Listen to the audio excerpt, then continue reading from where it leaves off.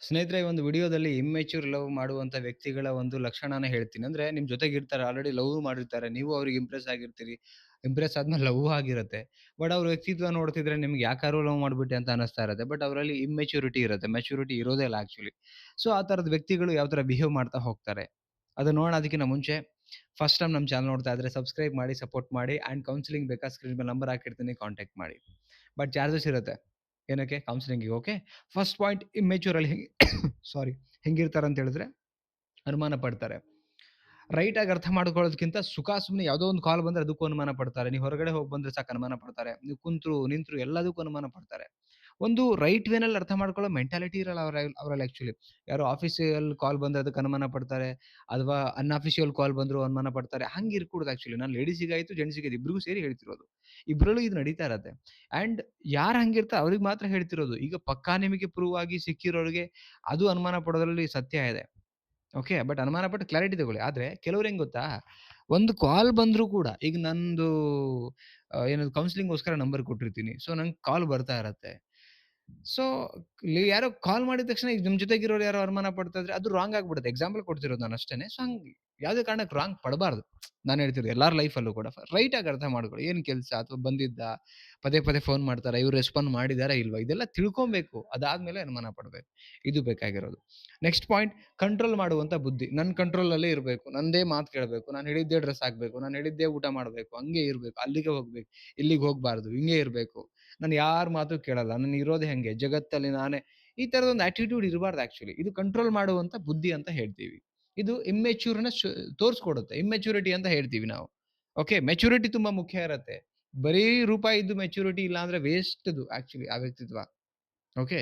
ಇದು ಕೂಡ ಎಷ್ಟೋ ಜನಗಳಲ್ಲಿ ಇರುತ್ತೆ. ನೆಕ್ಸ್ಟ್ ಪಾಯಿಂಟ್ ಅಲ್ಲಿ ಪೊಸೆಸಿವ್‌ನೆಸ್ ಇರಬೇಕು. ಓವರ್ ಇರಬಾರ್ದು.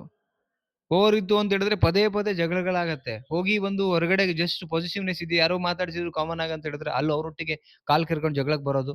ಅಲ್ಲಿ ಜಗಳ ಸಾಲದು ಅಂತ ಮನೇಲಿ ಬಂದು ಜಗಳ ಮಾಡೋದು. ಇದಕ್ಕೆ ಓವರ್ ಪಾಸಿಟಿವ್ನೆಸ್ ಅಂತ ಹೇಳ್ತೀವಿ. ಈ ಓವರ್ ಪಾಸಿಟಿವ್ನೆಸ್ ಏನ್ ಮಾಡ್ತಾ ಇದೆ? ನಿಮ್ಮ ಸಂಬಂಧನ ಬ್ರೇಕ್ ಮಾಡ್ತಾ ಬರುತ್ತೆ. ಇದು ಬೇಕಾ? ಈ ತರದ್ದು ಪ್ರೀತಿ ಅಂತ ಹೇಳಕ್ ಆಗೋದಿಲ್ಲ. ಪ್ರೀತಿಸೋರು ಯಾವತ್ತೂ ಹಿಂಗ್ ಮಾಡ್ಲೂಬಾರ್ದು ಆಕ್ಚುಲಿ ನನ್ನ ಪ್ರಕಾರ. ಓಕೆ. ಸೊ ಅದಕ್ಕೆ ನಾನು ಹೇಳ್ತಾ ಇರೋದು. ಯಾವುದೇ ಕಾರಣಕ್ಕೂ ಈ ಒಂದು ಏನದು ಪೊಸೆಸಿವ್‌ನೆಸ್ ಅನ್ನೋದು ಬರ್ಲೇಬಾರ್ದು. ಬರ್ಕೂಡ್ದು ಆಕ್ಚುಲಿ ನಾನು ಹೇಳ್ತಿರ್ಬೇಕಾದ್ರೆ. ಓಕೆ. ಇದಿಷ್ಟು 3ನೇ ಪಾಯಿಂಟ್. 4ನೇ ಪಾಯಿಂಟ್ ಇಗೋ. ಈ ಇಗೋ ಇದ್ದಲ್ಲಿ ಮಾತ್ರ ಅಲ್ಲಿ ಯಾವುದಕ್ಕೂ ಜಾಗ ಇರಲ್ಲ. ಪ್ರೀತಿಗೆ, ಮಾತು ಕೇಳಕ್ಕೆ, ಒಳ್ಳೆ ಯೋಚನೆ ಮಾಡಕ್ಕೆ ಇರೋದೇ ಇಲ್ಲ. ಇಗೋ ಬಂದಾಗ ಏನಂದ್ರೆ ಕಾಲ್ ಮೇಲೆ ಕಾಲ್ ಹಾಕೊಂಡು ನಾನೇ ಈ ಮನೆಗೆ, ಈ ಮನೆನಲ್ಲಿ ಸರ್ವಶ್ರೇಷ್ಠ ವ್ಯಕ್ತಿ. ಮಿಕ್ಕಿರೋರು ಯಾರೂ ಸರಿ ಇಲ್ಲ. ನೀವು ನಾನು ಹೇಳಿದ್ದೇ ಕೇಳ್ಬೇಕು. ಈ ತರದೊಂದು ಥಾಟ್ ಬರುತ್ತೆ.